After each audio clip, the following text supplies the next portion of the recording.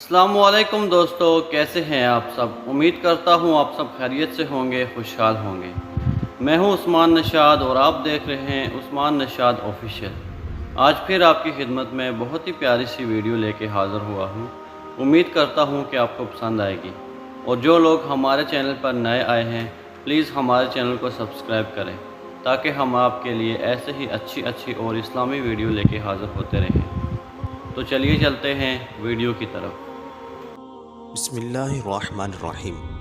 اللہ تبارک و تعالیٰ کے نام سے شروع، جو بڑا مہربان اور نہایت رحم کرنے والا ہے۔ معزز دوستو، آج کی اس ویڈیو کے اندر ہم آپ کو بیان کریں گے کہ جب میت کے ورثہ اس کو قبر کے اندر دفنا کر چلے جاتے ہیں تو قبر کے ابتدائی 24 گھنٹوں کے اندر میت کے ساتھ کیا ہوتا ہے، اور جب میت کے ورثہ میت کو دفنا کر واپس جاتے ہیں تو ایک فرشتہ مٹی کی ایک مٹھی بھر کر ان پر پھینکتا ہے تو ان سے کیا کہتا ہے، اور قبر کی پہلی رات کیسی ہوتی ہے۔ پیارے دوستو، یہ امر یقینی ہے کہ ہر ایک نے موت کا ذائقہ چکھنا ہے، جس طرح کہ اللہ تبارک و تعالیٰ قرآن پاک میں ارشاد فرماتا ہے کل نفس ذائقۃ الموت، کہ ہر جاندار نے موت کا ذائقہ چکھنا ہے۔ جو یہاں پر آیا ہے اس نے ایک نہ ایک دن واپس ضرور جانا ہے، اور مرنے کے بعد انسان کی پہلی منزل قبر ہوتی ہے۔ ایک حدیث شریف کا مفہوم ہے کہ حضور اکرم صلی اللہ تعالی علیہ وسلم نے ارشاد فرمایا قبر انسان کی پہلی منزلوں میں سے ایک منزل ہے۔ اگر انسان اس میں کامیاب ہو جائے تو آگے کی منزلیں آسان ہو جاتی ہیں، اور اگر اس منزل میں پھنس جائے تو آگے کی منزلیں بھی خراب ہو جاتی ہیں۔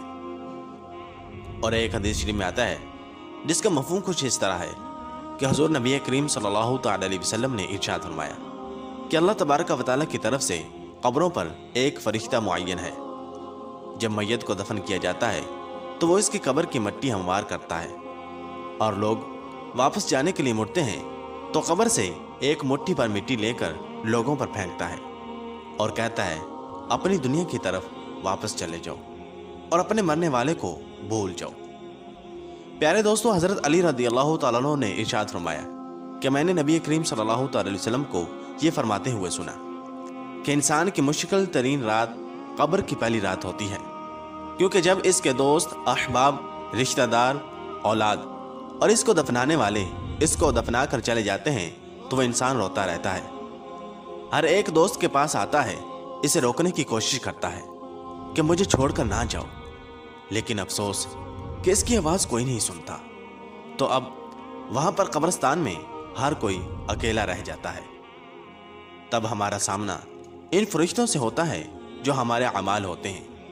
اب وہ کس شکل میں ہمارے پاس آتے ہیں، اچھے یا برے، اس بارے میں کوئی کچھ نہیں کہہ سکتا۔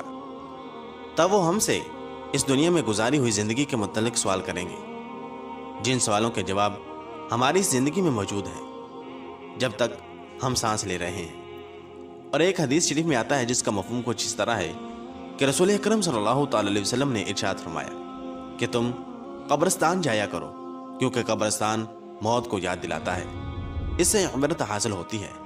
میں نے اپنے رب سے اپنی والدہ کی قبر پر جانے کی اجازت مانگی تھی، مجھے اس کی اجازت مل گئی، لہذا تم بھی قبرستان جایا کرو۔ اس سے دنیا سے بے رغبتی پیدا ہوتی ہے اور آخرت یاد آتی ہے۔ حضرت سیدنا سعید بن مسیب رضی اللہ تعالیٰ عنہ ارشاد فرماتے ہیں کہ ایک مرتبہ ہم مولا کائنات شیر خدا حضرت علی رضی اللہ تعالیٰ عنہ کے ہمراہ مدینہ منورہ کے قبرستان گئے۔ حضرت علی رضی اللہ تعالیٰ عنہ نے قبر والوں کو سلام کیا اور فرمایا اے قبر والوں، تم اپنی خبر بتاؤ گے یا ہم تمہیں بتائیں؟ حضرت سعید بن مسیب رضی اللہ تعالیٰ عنہ فرماتے ہیں کہ ہم نے قبر سے وعلیکم السلام ورحمۃ اللہ وبرکاتہ کی آواز سنی، اور کوئی کہنے والا کہہ رہا تھا اے امیر المؤمنین، آپ ہی خبر دیجیے کہ ہمارے مرنے کے بعد دنیا میں کیا ہوا۔ حضرت علی رضی اللہ تعالیٰ عنہ نے ارشاد فرمایا سن لو، تمہارے مال تقسیم ہو گئے، تمہاری بیویوں نے دوسرے نکاح کر لیے، تمہاری اولاد یتیموں میں شامل ہو گئی، جس مکان کو تم نے بہت مضبوط بنایا تھا اس میں تمہارے دشمن آباد ہو گئے۔ پھر حضرت مولا علی رضی اللہ تعالیٰ عنہ نے ارشاد فرمایا اب تم اپنا حال سناؤ۔ یہ سن کر ایک قبر سے آواز آنے لگی اے امیر المؤمنین، ہمارے کفن پھٹ کر تار تار ہو گئے، ہمارے بال جھڑ کر منتشر ہو گئے، हमारी खालें टुकड़े टुकड़े हो गई, हमारी आंखें बहकर रुखसारों पर आ गईं, और हमने जो नेक आमाल किए थे इनको पाया। जो कुछ पीछे छोड़ा इसमें हमारा नुकसान हुआ। मुअज़्ज़ज़ दोस्तों, रिवायत में आता है कि जब मुर्दे को कब्र में रखा जाता है तो इसकी नमाज इसकी दाईं तरफ आकर खड़ी हो जाती है, रोज़ा बाईं तरफ खड़ा हो जाता है, कुरान मजीद की तलावत और अल्लाह तबारक व तआला का जिक्र सर की तरफ आकर खड़ा हो जाता है, और जमात के साथ नमाज पढ़ने को जो कदम चले थे वो पाँव की तरफ खड़े हो जाते हैं। जब अज़ाब इस कब्र में अपनी गर्दन निकालता है और मुर्दा तक पहुंचना चाहता है, अगर वो दाईं तरफ से आता है तो इसको नमाज कहती है परे हट। खुदा की कसम, ये शख्स दुनिया में बहुत मुशक्कत और मुसीबत उठाता रहा है, अभी इसे ज़रा आराम करने दो। फिर अज़ाब बाईं तरफ से आना चाहता है तो रोज़ा इसी तरह इसको हटा देता है। फिर वह सर की तरफ से आना चाहता है तो तिलावत कुरान मजीद, जिक्र इलाही इसको रोक देते हैं और इससे कहते हैं इधर तेरा रास्ता नहीं है। गर्ज ये कि वो जिस तरफ से भी आना चाहता है इसको रास्ता नहीं मिलता, लिहाजा वो अज़ाब आजिज़ और कमज़ोर होकर वापस चला जाता है। और इसके बाद सब्र जो एक कोने में खड़ा होता है वो इन इबादतों से कहता है कि मैं तो इस इंतज़ार में था कि अगर किसी तरफ की इबादत में कुछ कमज़ोरी हो तो मैं इसकी तरफ से हमदर्दी करूँगा, मगर अल्हम्दुलिल्लाह तुमने ही मिलकर इसको दफ़ा कर दिया, लिहाजा अब मैं आमाल तोलने के तराजू में इसके काम आऊँगा।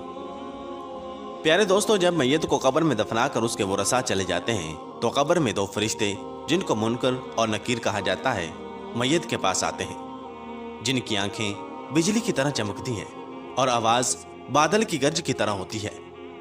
इनके दांत गाय के सींगों की तरह बाहर को निकले होते हैं, इनके मुंह से आग की लिपटें निकलती हैं, बाल इतने बड़े होते हैं कि पांव तक लटकते होते हैं, इनके एक कांधे से लेकर दूसरे कांधे तक इतना फासला होता है कि कई दिन तक चलकर मुसाफत को खत्म किया जा सकता है।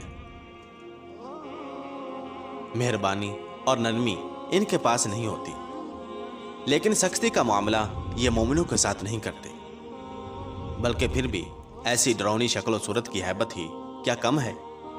प्यारे दोस्तों, इन दोनों के हाथ एक बहुत बड़ा लोहे का हथौड़ा होता है कि जिसको अगर तमाम दुनिया के जिन्नों और इंस मिलकर उठाना चाहें तो उठाना तो दरकिनार इसको हिला भी नहीं सकते। वो आकर मुर्दे से कहते हैं बैठ जा। मुर्दा एकदम उठकर बैठ जाता है और कफन इसके सर से नीचे सरक जाता है।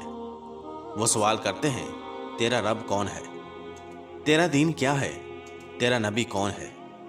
अगर मुर्दा नेक और मुसलमान होता है तो कहता है मेरा रब अल्लाह तबारक व तआला है जो वहदहु ला शरीक है, मेरा दीन इस्लाम है, मेरे नबी हज़रत मोहम्मद सल्लल्लाहु अलैहि वसल्लम है। ये सुनकर वो दोनों कहते हैं तूने सच कहा। तो इसकी कब्र की दीवारों को सब तरफ से हटा दिया जाता है, जिससे वो चारों तरफ से बहुत वसी हो जाती है। इसके बाद फरिश्ते कहते हैं सर उठाओ। मुर्दा जब ऊपर को सर उठाता है तो इसको एक दरवाज़ा नजर आता है जिसमें जन्नत नजर आती है, और वो कहते हैं ऐ अल्लाह तबारक व तआला के दोस्त, वो जगह तुम्हारी रहने की है इस वजह से कि तुमने अल्लाह तबारक व तआला की इताअत और फरमाबरदारी की। हदीस पाक में आता है जिसका मफ़हूम कुछ इस तरह है कि रसूल अकरम सल्लल्लाहु अलैहि वसल्लम ने इरशाद फरमाया कि कसम है उस ज़ात पाक की कि जिसके कब्ज़ा कुदरत में मेरी जान है, कि मुर्दे को उस वक़्त ऐसी खुशी होती है कि जो कभी ख़त्म नहीं होगी। इसके बाद वो फरिश्ते कहते हैं कि अपने पाँव की तरफ देख। जब वो देखता है तो वो दोज़ख का दरवाज़ा नज़र आता है जिससे दोज़ख का हाल नज़र आता है। वो फरिश्ते कहते हैं कि ऐ अल्लाह तबारक व तआला के दोस्त, तूने इस दरवाजे से निजात पा ली है।